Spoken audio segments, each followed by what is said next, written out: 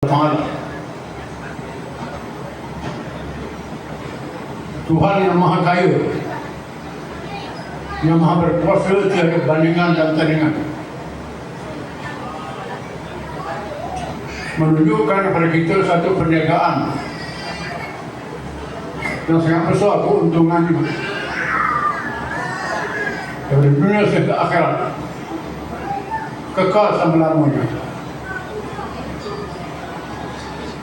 Modal perniagaan itu ialah berjihad pada jalan Allah dengan harta dan jiwa.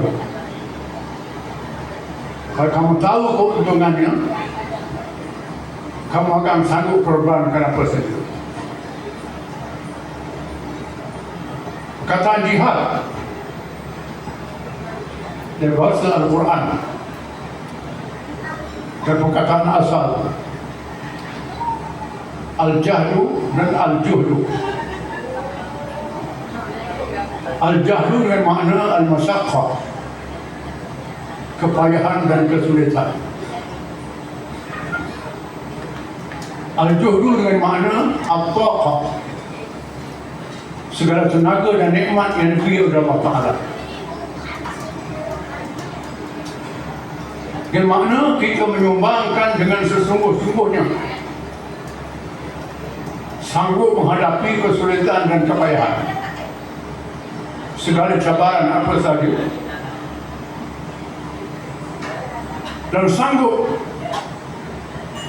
menyumbangkan nikmat yang telah beri kepada kita, sama ada nikmat tubuh badan kita, harta benda dan keluarga kita, bagi meninggikan agama Allah SWT, iaitu Islam, setinggi-tingginya, seperti yang disahkan oleh Allah, "Walladzi arsala rasulahu bil huda wa dinil haqq liyudhhirahu 'ala ad-din kullih walau karihal musyrikun." Dialah yang telah mengutuskan Rasul Muhammad SAW yang petunjuk dan agama yang benar, yaitu Islam, untuk menzahirkan, memenangkan, meninggikan Islam ini sehingga berkuasa, memerintah dan berdaulat. Walaupun dibenci oleh orang-orang musyrik, semua yang bukan Islam, Pak setuju tak setuju, mesti usahakan Islam itu menang sehingga memerintah negara. Allah Ta'ala telah menjadikan para anbiya, nabi-nabi contoh. Bukan sahaja mereka diutus untuk membawa Islam, mereka juga berjuang untuk memenangkan Islam sehingga memerintah negara. Dihuraikan oleh sabda Rasulullah SAW, "Kana Banu Israel tasusuhumul anbiya,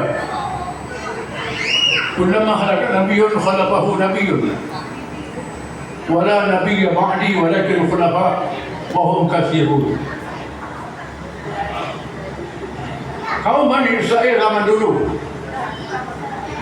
dia jadi pemimpin siasat, pemimpin politik, mereka yang berjuang untuk memerintah dengan Islam ialah Nabi-Nabi alaihi wassalatu wassalam.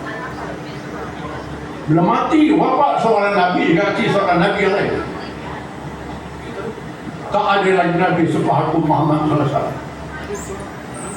Namun Allah akan lahirkan pemimpin-pemimpin yang menyambung perjuangan Nabi memerintah negara dengan Islam. Mereka itu ramai.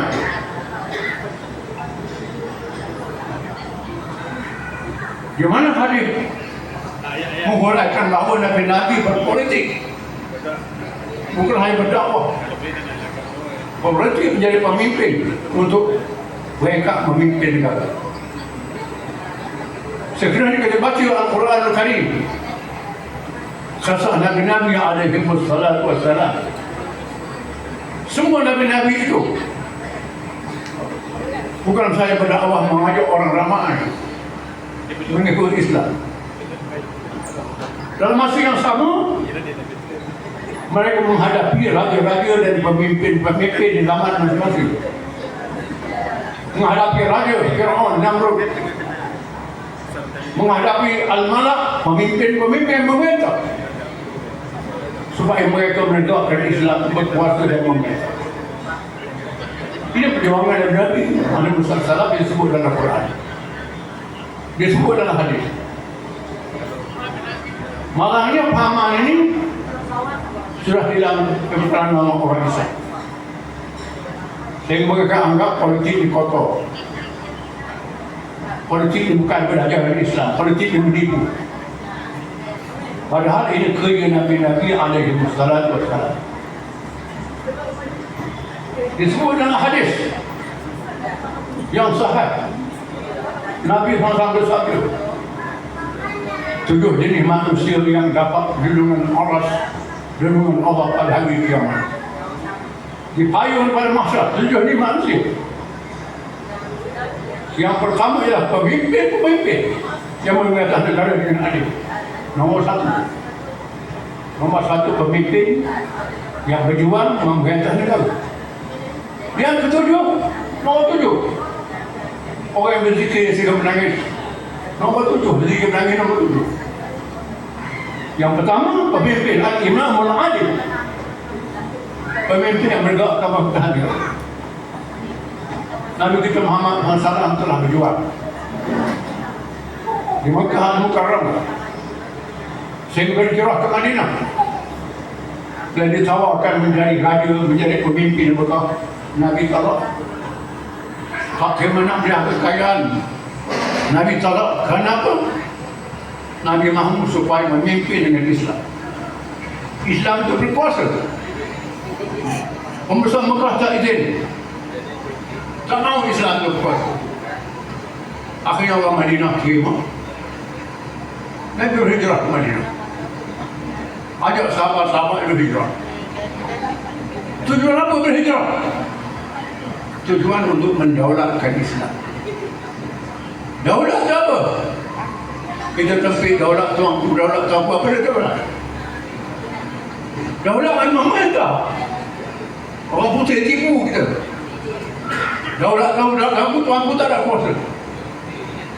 Kita lawan juga daulat tuanku. Tuanku kita dirampas kuasanya.